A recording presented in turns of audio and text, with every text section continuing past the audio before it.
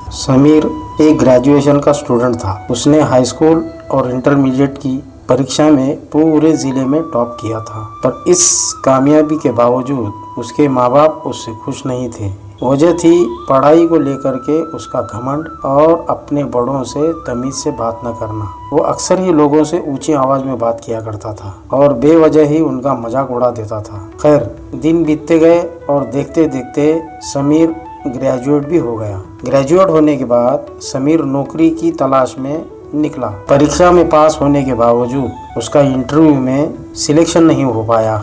समीर को लगा था कि अच्छे मार्क के दम पर उसे आसानी से नौकरी मिल जाएगी, पर ऐसा हो न सका। काफी कोशिशों के बाद भी वो कामयाब न हो सका। हर बार उसका घमंड, बात करने का तरीका इंटरव्यू लेने वाले को अखर जाता और वो उसे न लेते। मुसलसल मिल रही नाकामयाबी से समीर हताश हो चुका था, पर अभी भी उसे समझ नहीं आ रहा था कि उसे अपना अखलाक बदलने की जरूरत है। एक दिन रास्ते में समीर की मुलाकात अपने स्कूल के उनके प्रोफेसर से हो गई। वो उन्हें बहुत मानता था और प्रोफेसर भी उससे बहुत प्यार से पेश आते थे और उससे प्यार भी करते थे। समीर ने प्रोफेसर को सारी बात बताई, क्योंकि प्रोफेसर समीर के अखलाक से भली भांति वाकिफ थे। तो उन्होंने कहा, कल तुम मेरे घर आ जाना, तब मैं तुम्हें इसका इलाज बताऊंगा। तो समीर अगले दिन प्रोफेसर साहब के पास उनके घर चला गया। प्रोफेसर साहब घर पर चावल पका रहे थे। दोनों आपस में बात ही कर रहे थे कि प्रोफेसर साहब ने समीर से कहा, जाके जरा देखाओ कि चावल पके हैं या नहीं। समीर अंदर गया।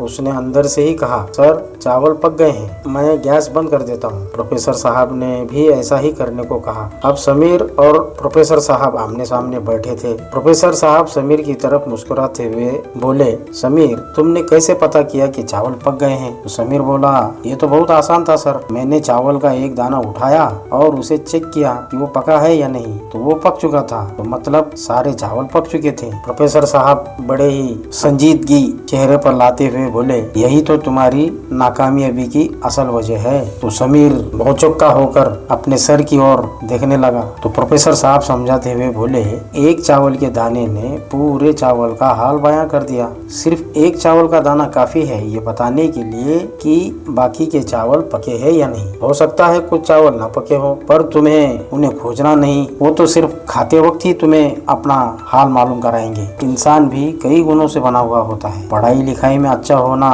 उन्हीं गुणों में से एक गुण है, पर इसके अलावा अच्छा व्यवहार, बड़ों के प्रति सम्मान, छोटों के प्रति प्रेम, सकारात्मक दृष्टिकोण, ये भी मनुष्य के आवश्यक गुण है। और सिर्फ पढ़ाई लिखाई में अच्छा होना ही काफी नहीं है। तुमने अपना एक गुण तो पका लिया, पर बाकियों की तरफ ध्यान ही नहीं दिया। इसलिए जब कोई इंटरव्यू तुम्हारा लेता है तो तुम उसे कहीं से पके और कहीं से कच्चे नजर आते हो, और अधपके चावलों की तरह ही कोई इस तरह से कैंडिडेट भी पसंद नहीं करता।